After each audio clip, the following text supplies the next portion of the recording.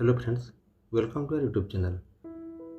ओडिशार एलिमेंटरी शिक्षक मान प्रमोशन को नहीं ओडिशा हाईकोर्ट एक बड़ निर्देश देते। खास करी सोनपुर जिले में बिना टीईटी क्वालिफिकेशन थिबा शिक्षकों प्रमोशन को नहीं जो विवाद उपजी ता उपरे कोर्ट निजर अंतरीण राय शुणाई।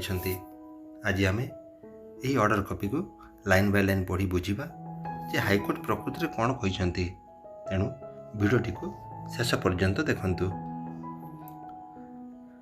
कौन अच्छे in the high court of Odisha at Cuttack WPC number 23566 of 2026 आउ इट्रे पिटिशनर किए ये Ramesh Bag and ORS versus state of Odisha and ORS। यही मामला रे आवेदनकारी होती रमेश बाग और अन्य माने एवं विपक्ष होती ओडिशा सरकार। आसतु देखा ए ऑर्डर डेट हूँ के 30/7/2026। एटा कौन अच्छी बर्तमान आसतु कोर्ट को आदेश को लाइन बाय लाइन बुझा। The matter is taken up through hybrid mode here mister Routray law and senior council for the petitioner. यही मामलार शुणाणी हाइब्रिड मोड माध्यम ग्रहण कर आवेदन पक्षर वरिष्ठ आईनजीवी श्री राउतराय जुक्ति शुणागला। पॉइंट से कौन अच्छी the petitioners are serving as assistant teacher in elementary cadre in different school in the district of Sonpur and their common grievance is against finalisation of the gradation list for promotion to the next higher level of such teachers without having TET qualification. यार अर्थ कौन आवेदनकारी माने होचंती सोनपुर जिल्लार elementary cadre कार्यरत सहकारी शिक्षक से कौन अभियोग रही टीईटी योग्यता नथिबा शिक्षक मानक उच्च पदवी को पदोन्नति देवाई प्रस्तुत ग्रेडेशन तालिका को चूड़ांत करा विरोध में। पॉइंट नंबर 4 कौन अच्छी it is submitted on behalf of the petitioner that the gradation list dated 25 June 2026 has been finalised for giving promotion to such teachers without having TET qualification, violating the decision of the Honorable Supreme Court passed in Civil Appeal number 1385 of 2025 and badge 2025 SSC Online SC 1912 and modified in review judgment dated 29 May 2026.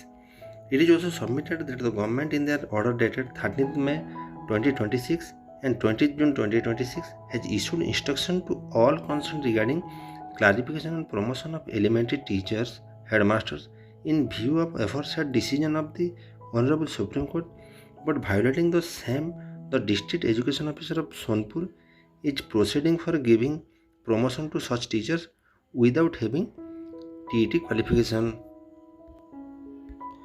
यार अर्थ कौन यार अर्थ होची आवेदनकारी माने होचंती सोनपुर जिल्लार elementary cadre कार्यरत शिक्षक सेमानकर अभियोग कौन अच्छी टीईटी योग्यता नथिबा शिक्षक मानक उच्च पदोन्नति देवाई प्रस्तुत ग्रेडेशन तालिका को चूड़ांत कर विरोध में।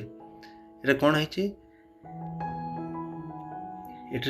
अच्छे जे आवेदनकारी कौन दर्शाई सुप्रीम कोर्ट को राय को उल्लंघन कर बिना टीईटी थिबा शिक्षक प्रमोशन 25 जून 2026 एक ग्रेडेशन तालिका चूड़ांत करा जायछि।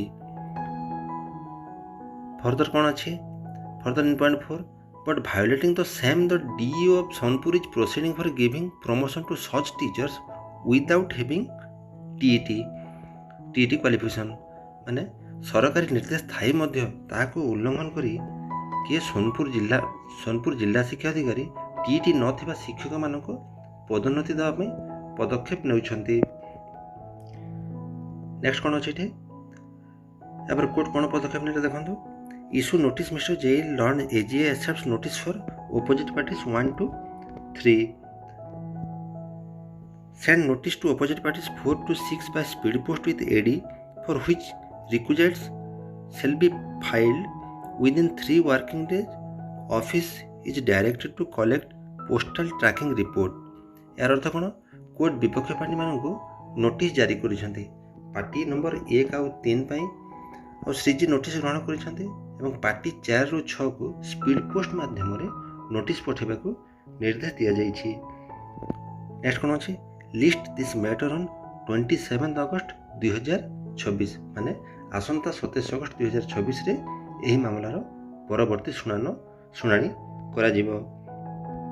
ନେକ୍ସଟ କ'ଣ ଅଛି, as a interim measure it is directed that no promotion to such teachers who do not possess TET qualification shall be given to the post of level 3rd headmaster in government UP school in Subarnapur district till 27th August 2026। ଏହା ହେଉଛି ସବୁଠାରୁ ଗୁରୁତ୍ୱପୂର୍ଣ୍ଣ point. ବର୍ତ୍ତମାନ ଆସିବା ଏଇଟା ଗୁରୁତ୍ୱପୂର୍ଣ୍ଣ point କ'ଣ ଲେଖାହେଇଛି ଏଠି ଲେଖାହେଇଛି ଏକ ଅନ୍ତରୀଣ ପଦକ୍ଷେପ ସ୍ୱରୂପ ହାଇକୋର୍ଟ ଏହା ନିର୍ଦ୍ଦେଶ ଦେଇଛନ୍ତି ଯେ ସୁବର୍ଣ୍ଣପୁର ବା ସୋନପୁର ଜିଲ୍ଲାର ସରକାରୀ ଉଚ୍ଚ ପ୍ରାଥମିକ ବିଦ୍ୟାଳୟଗୁଡ଼ିକରେ ଟିଟି ଯୋଗ୍ୟତା ନଥିବା କୌଣସି ବି ଶିକ୍ଷକଙ୍କୁ ଲେଭେଲ୍ 3rd ପ୍ରଧାନ ଶିକ୍ଷକ ପଦବୀକୁ ଆସନ୍ତା 27 ଅଗଷ୍ଟ 2000 ପର୍ଯ୍ୟନ୍ତ ପ୍ରମୋସନ୍ ବା ପଦୋନ୍ନତି ଦିଆଯିବ ନାହିଁ।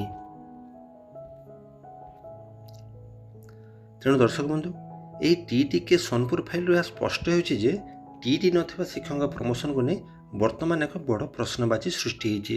27 ଅଗଷ୍ଟ 2026ରେ ହେବାକୁ ଥିବା ପରବର୍ତ୍ତୀ ଶୁଣାଣି ଉପରେ ଏବେ ସମସ୍ତଙ୍କର ନଜର। ଏହି ରାୟ କେବଳ ସୋନପୁର ନୁହେଁ ବରଂ ପୁରା ଓଡ଼ିଶାର ଏଲିମେଣ୍ଟାରୀ ଶିକ୍ଷକମାନଙ୍କ ଉପରେ ପ୍ରଭାବ ପକାଇପାରେ।